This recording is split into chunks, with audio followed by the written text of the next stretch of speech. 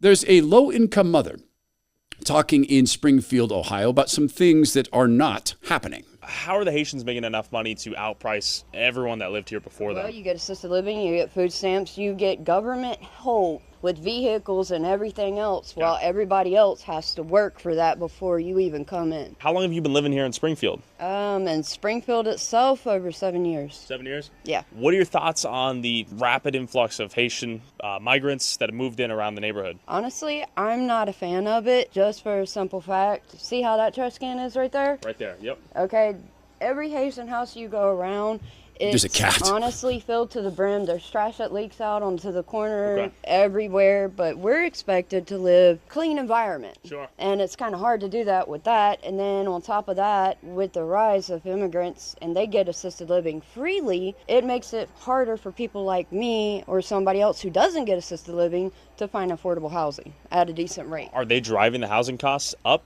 around here? Yeah. Like nobody. Big time? Yeah, like. What are we talking? Okay.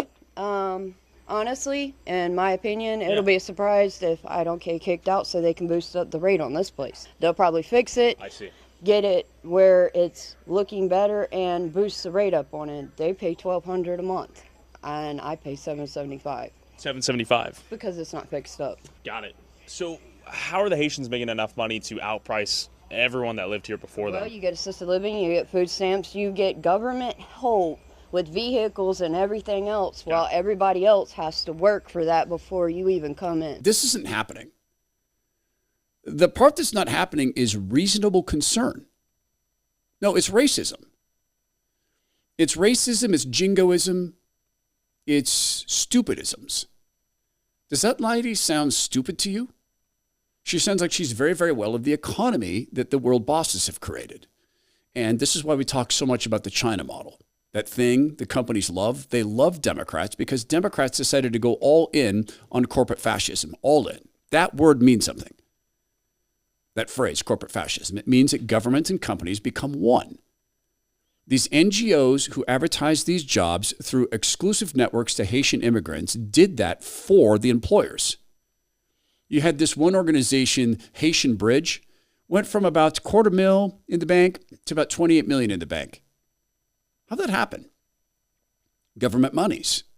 Well, we need to make sure these people get jobs. And the government, as that lady just explained, will subsidize their entire living. So companies are hiring them at 40% of the costs. See, it's not racism. They're going to make it racism. There's a reason for Springfield residents to feel resentment. Now, as Christians, this is really hard. Like, we cannot hate our enemies. We cannot hate these immigrants. We can hate what's going on. We have to love everybody. That is a prescription from Jesus. We have to do that. But we do get to say, why don't they have to follow the same laws? What's happening will turn into racism because there'll be some people who will connect this to the color. Why? Because in America, race is color. We're not talking about a racial issue when we talk about concern that Haitian immigrants might be eating cats and dogs because they're eating cats and dogs, as video evidence shows them actually barbecuing cats. That's a cultural thing. Black is not a race, it's a color. But in a country where white people are the oppressor and black people are the good, virtuous people, that dynamic will cause people to view this racially. Some of them, unfortunately, already are. I think I played the video for you of a guy who had terrible things, racial things to say about the Haitian immigrants. Disgusting. You'll get more of it.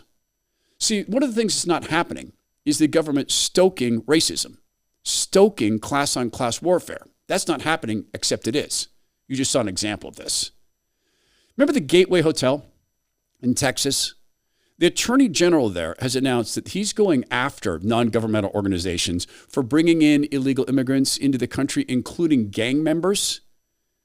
Video footage shows some things that are happening that simply aren't happening. I just want to show you some of the conditions that people were living in, and they say it wasn't like this long ago. You can see that there are splatters, something dried up there. We're not sure what it is, but there are splatters all around. She's suggesting it's blood.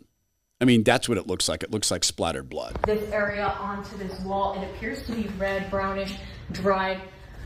Seems like something splattered across this wall. You can also see that some of the mattresses that are out here, a lot of mattresses junk just in this area, and you can see that there are slashes in some of these mattresses.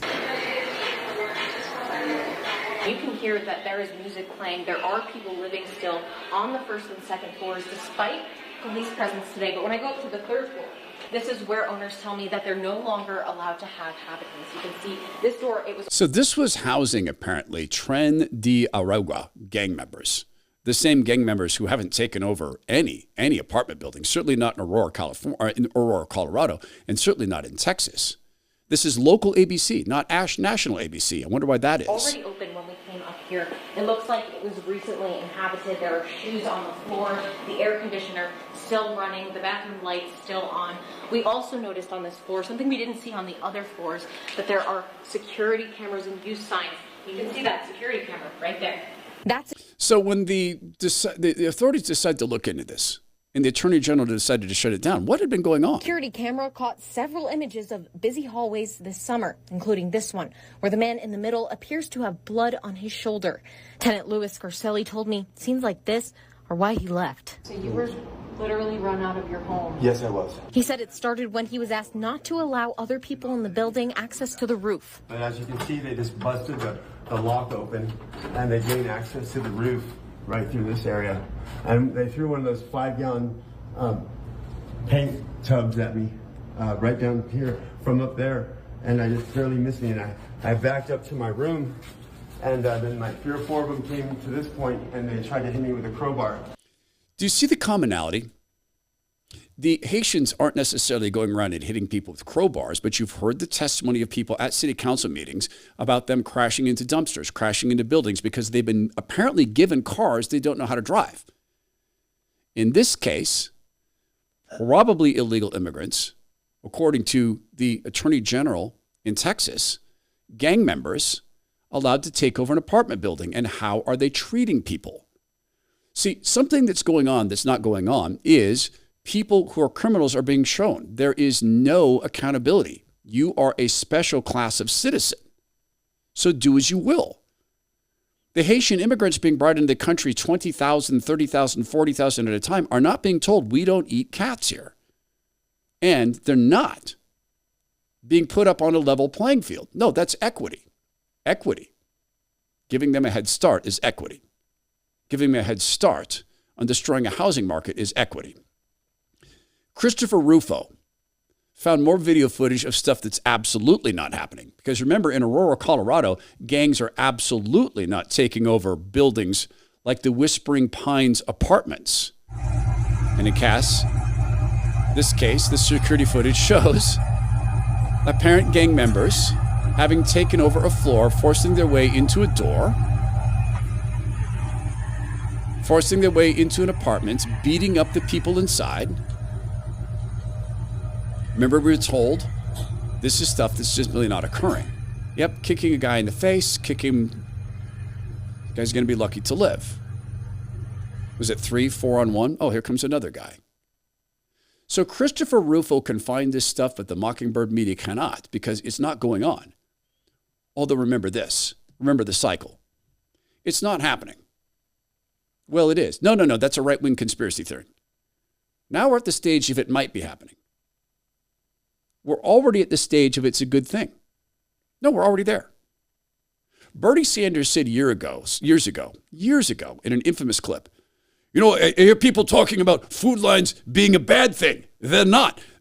Food lines are a good thing because now the rich can stand in line and wait for food like the poor.